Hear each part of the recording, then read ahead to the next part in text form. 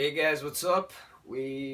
Today, I can't talk. Today we're going to discuss the brand new movie Hereditary, and how god awful it was. It has like a 93% on Rotten Tomatoes right now. I don't know what the freak those critics are smoking, because the movie that I saw was like watching a dumpster filled with just diapers on fire. It was just a flaming crap dumpster fire. That's literally what it was. I'm gonna put that down for now. Beautiful Ultra Blue Monster, by the way. I miss it. It's been too long.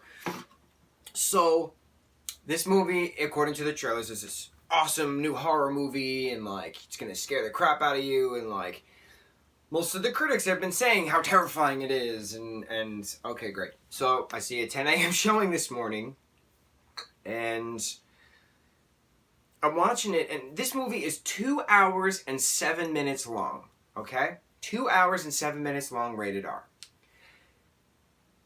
You're watching it, and you're like, all right, so like, screw spoilers. We're going to talk about the plot, because if you're watching this by me telling you what the story is, you got the story, because there is no freaking story, man. It's just stupid.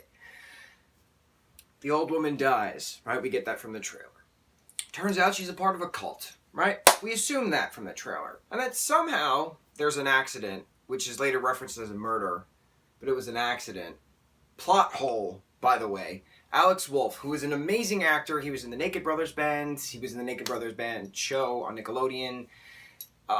He's an awesome actor. He does horror really well. So Alex Wolff's portrayal of this particular character, and Toni Collette, they did a fantastic job.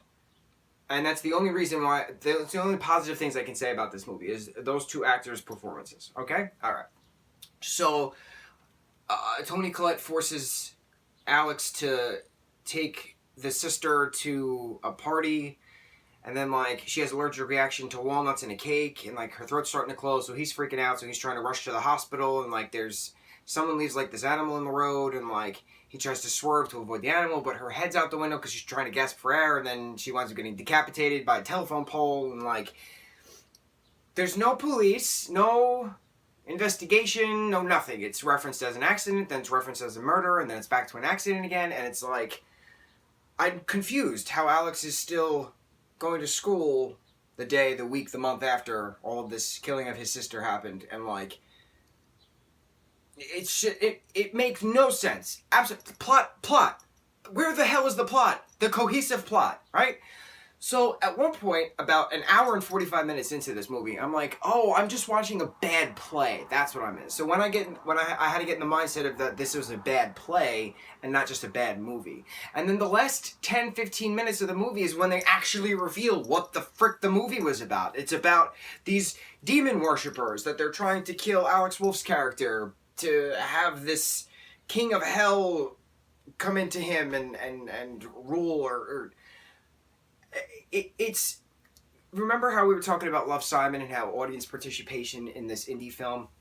This Hereditary is an indie film, okay? So there's a difference between artistic indie in a poetic way and pretentious indie in a artistic way. That's what this was. This was a pretentious artistic indie film, where Love, Simon and most other indie films are a poetic artistic indie. This film was so pretentious, and it knew it.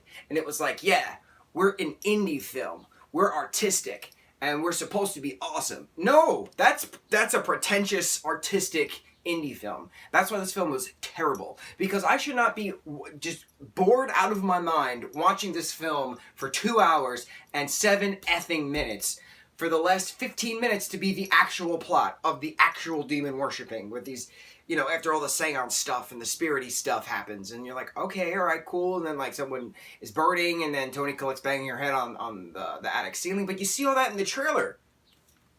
Where's the horror? Is the horror the actual decapitation of the sister? Is the horror the actual burning of the husband, which you see in the trailer? Like, I'm so confused how people like this movie. Like, it's god-awful. It is garbage. Absolute garbage. Now, you're probably wondering, why did I sit through this movie and I didn't sit through Wrinkle in Time, which was another god-awful movie? I only gave that movie, what, 20 minutes? 40 minutes? I can't remember. This movie, Hereditary, is supposed to be a horror movie. The Conjuring films are more scary. Conjuring 1, Conjuring 2, Annabelle, Annabelle Creation. The 4 that are out so far. Then we have Conjuring 3, we have Annabelle 3, we have The Nun, and we have The Crooked Man. Coming, right? So 4 are out, 4 are still to come. So it's a total of 8 Conjuring universe films, which are awesome horror films, because they're horror films. Hereditary is supposed to be a horror film, but it's this drama of illogical plot points about schizophrenia, and it just made absolutely no sense where the story was going until the last 15 minutes. And I'm like, why did I just waste so many hours of my life for this film when I could have just waited till it got to Netflix? It's mind-boggling how certain critics are praising this movie, that it has a 93% on Rotten Tomatoes currently as of this morning. Just no. This is a pretentious indie film. It's a pretentious indie film, and it's stupid. Do not watch it. Thank you. That's all I have to say. Alex Wolff did a great job. Love him. He's awesome. Hereditary 2. One bolt for Alex, 1 bolt for Toni. That's it. Garbage. Mucho mahalo, guys.